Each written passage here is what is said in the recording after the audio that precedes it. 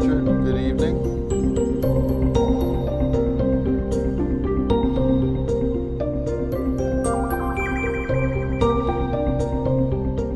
Good evening, Donna. Happy Thursday.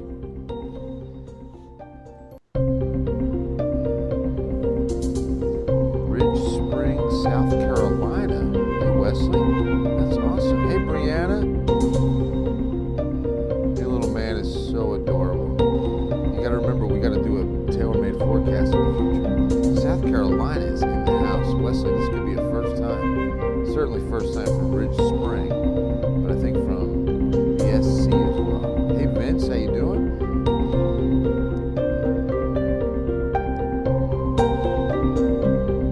There's Zane in New Braunfels. Mia, how are you? Good to see you. Hope everything's going great. Hello, Elvira, San Antonio.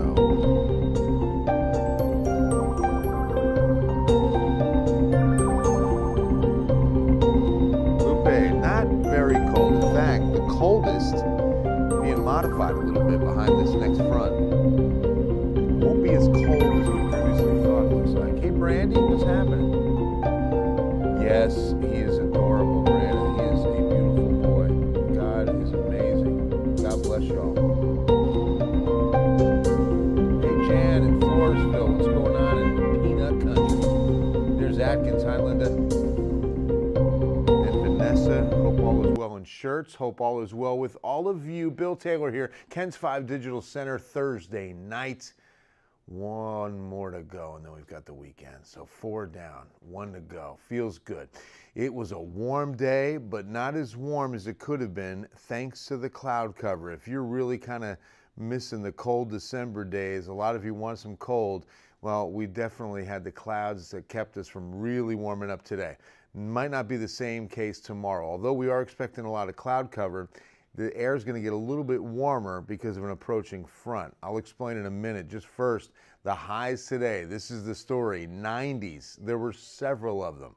Pearsall, Cotulla, George West, Beeville on December 8th, 9th, hitting 90. Unbelievable. 87 Pleasanton. So a lot of spots not far away. Carrizo Springs. 79 at Del Rio, 75 at Eagle Pass, probably not correct. There's been a sensor issue there at their observation station. 80 Gonzales, 78 Seguin, 79 New Braunfels, 78 right here in the city. Donna doesn't like the cold, so you're digging this. Here's the normals. As we take a look at the almanac, 43 and 66. So you know when our low starts today at only 5 degrees away from the average high, that we're going to blast by the average high by midday. And not too terribly far from the record. 85 from 2008 stays in place. Look, Brianne is already jumping. Will it snow on Christmas? It will. Okay, so I was looking ahead. A friend of mine buying a bunch of firewood to sell. Good friend of mine. And so he's like, hey, is it going to get cold the week between Christmas and New Year's? I said, you know, that's just a little too far out to have any kind of confidence in forecasting. However, when looking into it, there is a cold blast expected for Christmas.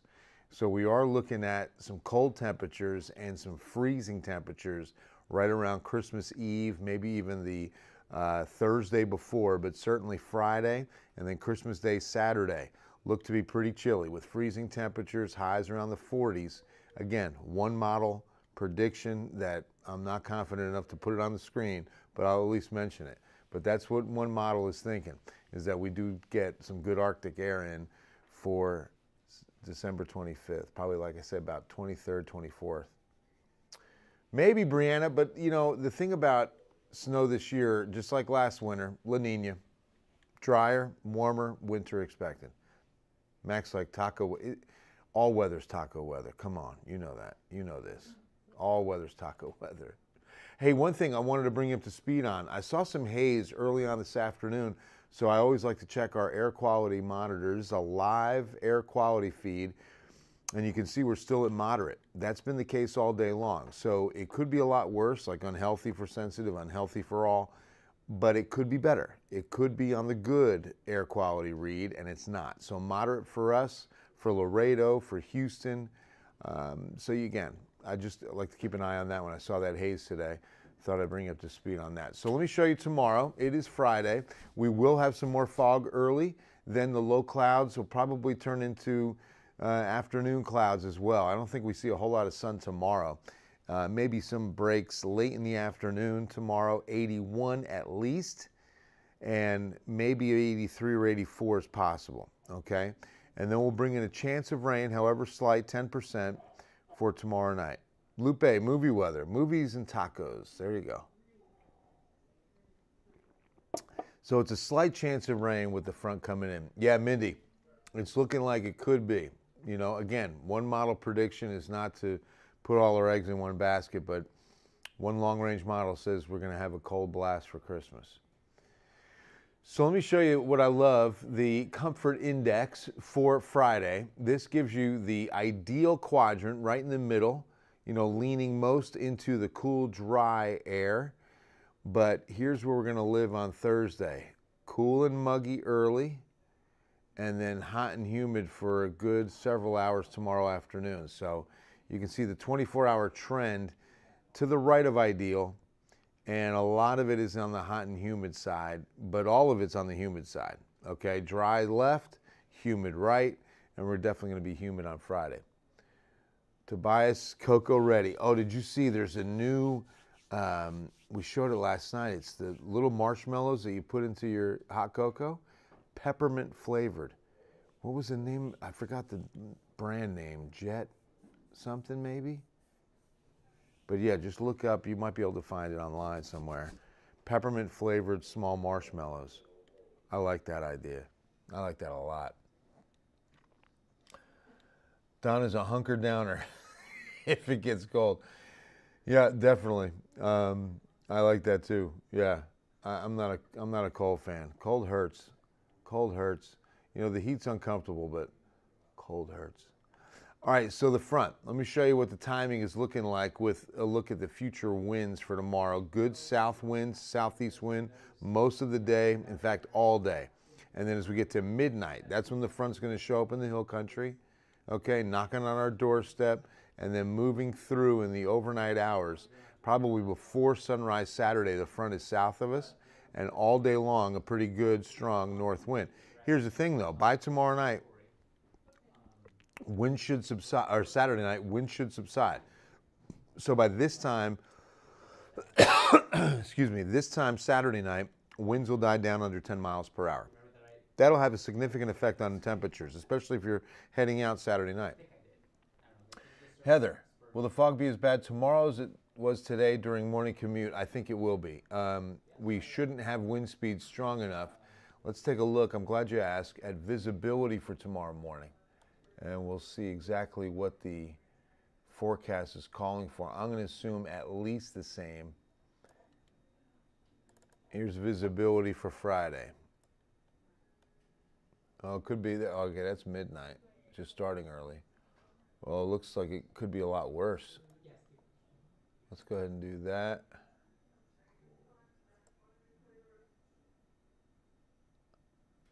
Boy, 8 a.m., yeah, still pretty thick.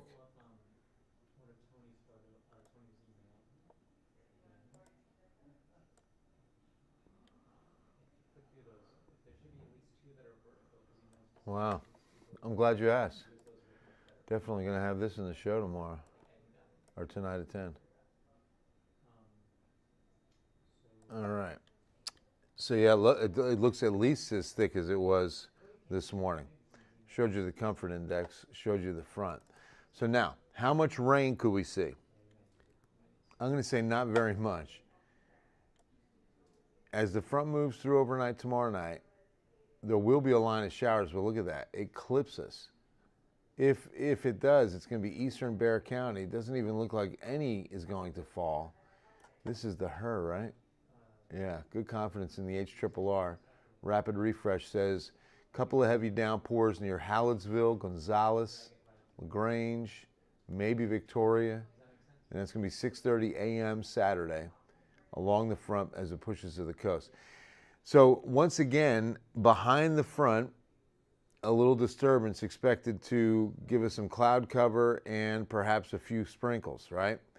But just like last front, and this was earlier in the week, we have this impulse come through with a little bit of moisture, and the models are favorable on putting some of that moisture on the ground, but it never reaches the surface. And it's mainly because of the fact that the air is going to be so dry behind the front, dew points will be low enough that this evaporates before it reaches the surface. So while we'll see it on radar perhaps, we won't feel it on the surface. We won't get rain to the surface. It'll evaporate before it hits us. So that's what's going to happen again. Hi, Martha. Good to see you. So that's what probably happens again Saturday morning. Last time, same kind of thing happened. Heather, you're welcome. There he is. What's up, John? I was just mentioning Victoria probably gets a little bit of rain Saturday morning. Abuelita Coco is way to go when it's cold. Absolutely. Absolutely.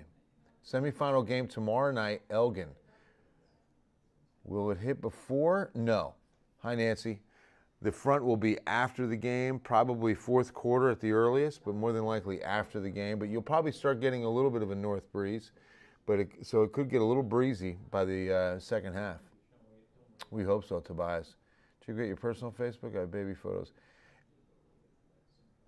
I got the email. That's where I saw it. Oh, okay. I see what you're saying. There's like a whole slew of them, right? Got to see him. He is a handsome little guy. So cool.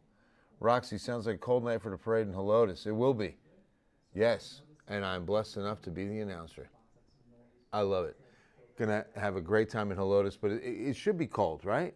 And the wind should die down because the parade's at 7:30. In fact, I need to do a little parade forecast for that tomorrow. Yeah. Peppermint schnapps. There goes Mac in the cocoa. Oh, I like it.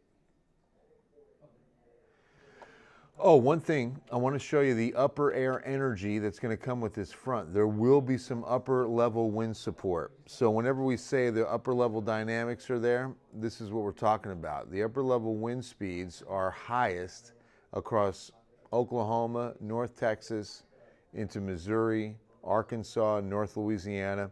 So this kind of wind energy is going to be conducive to a severe weather setup for Friday night, early Saturday.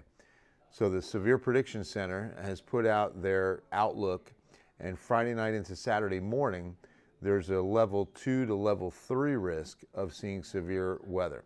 This will be damaging winds, tornadoes, and even some hail, but it's looking like wind and tornadoes will be the highest risk with this, especially North Louisiana, but northern Mississippi and about almost all of Tennessee is under this enhanced risk for Friday night, Saturday morning. So definitely something to watch. Now, here's the thing. This level 1 marginal risk does come in to about Hallettsville, almost Victoria. So that's just something to keep in mind. Houston's definitely under a better chance than we are, closer to the 2 and 3 level. But with a level 1 risk, you can't rule it out. You can rule it out for San Antonio. We're not even expecting rain, never mind severe thunderstorms. I'm expecting the rain to be east Friday night, Saturday morning. And unfortunately, as I show you the 7-day, it's the only chance of rain in the next 7 to 10 days, really. Morning fog tomorrow, then a cloudy day, 84. So I'll go shy of the record by 1. Then you can see windy and much cooler on Saturday. It's going to be a 20-degree drop, north wind at 20 miles an hour. That reminds me, I got a cool graphic I'm going to put with that front. It does appear we get a little bit warmer. I think Saturday could probably stay a little bit more on the cloudy side. I think we'll get some afternoon sun, but not as much as that icon's showing us. I'm going to have to change that right now. Sorry. From a mostly sunny, I think maybe we'll get a little bit of afternoon sun, but more sun is expected on Sunday, appropriately enough. So it's about to change in 3, 2, 1, change out. No, sorry. There it is. Yeah, I don't think we'll see as much sun Saturday because that little disturbance. But what I did want to do, as you look at the 7-day, look at the temperatures warming right back up next week, right? Isn't that crazy? Warming right back up next week. It's like, come on, man. Come on, man. That is something else. That is really, really something. I know. I heard people talking about it earlier. I remember we were trying to confirm for ourselves, but never did. All right. Sorry, excuse me while I look for this cool graphic.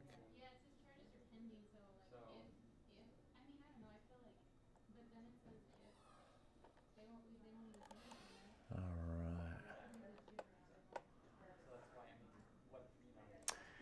Yeah, we warm right back up to 80 by Wednesday. I mean, mid to upper 70s by Tuesday. Unbelievable. Mid-December, we're going to be hitting 80s. So there you have it, boys and girls. A big change for the weekend forecast. And then we're warming right back up to almost spring-like weather next week.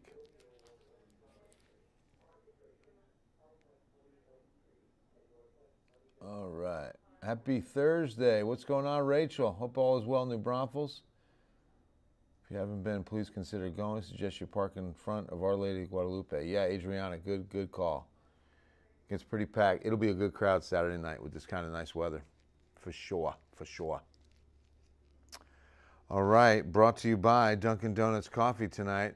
It's time to check in with Julie on what's coming up on Eyewitness News at 10. I don't know. What do you think? You want the second stanza?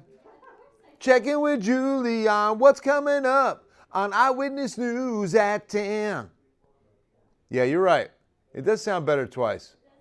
Because it just kind of warms up that first one, gets them ready. Then I hit them with that second one. Yeah, that's your good point. You need the drums at the end. Oh, yeah, we need a rim shot. We were supposed to have the laser lights this week. What happened? Ah, yeah. Well, I'm having some union issues. Yeah, the unions are giving me trouble with the laser light show. Yeah, Monday, Tuesday smoke machine. So what do we got, Julie? Okay, so tonight we have Eyewitness Wants to Know. Nicole Kahn with what does Eyewitness want to know now? Secret shopping deals or hacks. Oh, secret shopping hacks. Online or in person or both? A little bit of both. A little bit of both?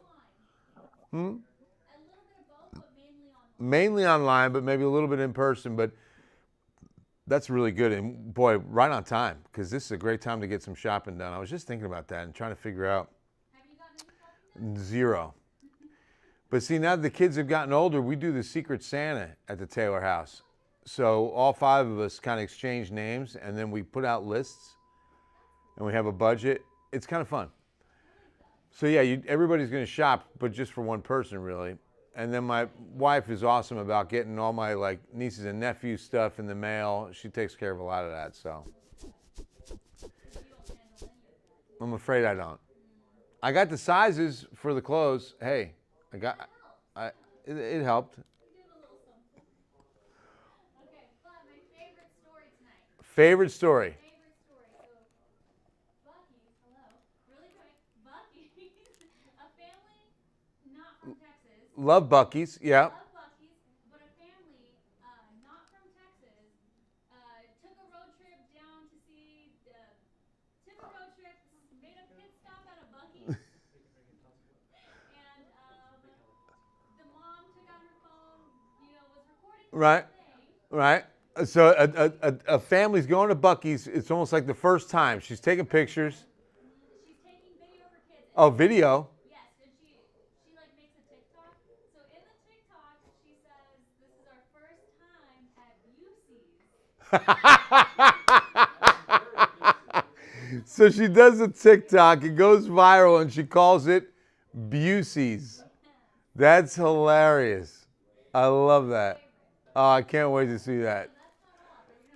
That's not all. That's just a small taste of what's awaiting all of you on Eyewitness News at 10. We even have Joe Reinagle in the show tonight. I mean, come on.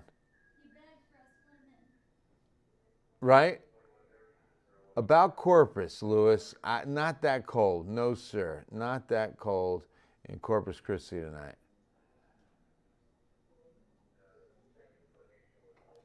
All right. Well, that's going to wrap things up. I hope you enjoyed it.